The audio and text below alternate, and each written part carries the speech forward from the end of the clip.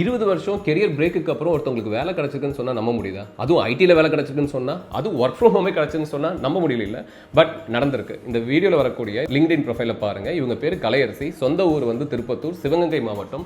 2005 college முடிச்சிருக்காங்க. அதுக்கப்புறம் கல்யாணம் ஆயிருக்கு, ஃபேமிலி, குழந்தைங்க அப்படின்னு சொல்லிட்டு ஒரு பெரிய கேப்பே ஆயிருக்கு. பசங்களாம் அவங்கள பார்த்துக்கிற ஸ்டேஜில் போனதுக்கப்புறம் இவங்களுக்கு வந்து தன்னோட கெரியரை ரீஸ்டார்ட் பண்ணணும்னு பார்த்துருக்காங்க. அப்போ தான் நம்ம ஏஜிஎஸ்டியோட sales force training and guaranteed placement ப்ரோக்ராமில் ஜாயின் பண்ணாங்க. அவங்க ஜாயின் பண்ணி கோர்ஸும் சீக்கிரம் முடிச்சிட்டாங்க. But work from home opportunity கிடைக்கணும்னு சொல்லிட்டு ரொம்ப நாளாக வெயிட் பண்ணிக்கிட்டே இருந்தாங்க. அப்போ தான் நம்மளுடைய டிஜிகேஸோட சேர்ந்து நம்ம பண்ணின பிஓசி ப்ரோக்ராம், ஒரு சேல்ஸ் ஃபோர்ஸ் ப்ராஜெக்டை எண்ட் டு எண்டாக பண்ணுறது எப்படின்னு சொல்லிட்டு தெரிஞ்சுக்கிட்டாங்க. அது மட்டும் இல்லாமல் தனக்கு கிடைக்கப்பட்ட நேரங்களில் அசிஸ்டன்ட் ட்ரைனராகவும் என்ன பண்ணாங்கன்னா இங்கே கொஞ்சம் ஒர்க் பண்ணி தன்னோட நாலேஜை வந்து க்ரூம் பண்ணிக்கிட்டாங்க. ஸோ அப்படி படிச்சுட்டு இருக்கும் போது ஒர்க் ஃப்ரம் ஹோம் ஆப்பர்ச்சுனிட்டிக்காக வெயிட் பண்ணிட்டே இருந்தாங்க. அப்போ தான் ஏஜேஎஸ்டி மூலிமா ரெஃபர் ஆகி கேஸ் பாயிண்ட் அப்படிங்கிற கம்பெனிக்கு அவங்கள நம்ம ரெஃபரும் பண்ணுறோம்.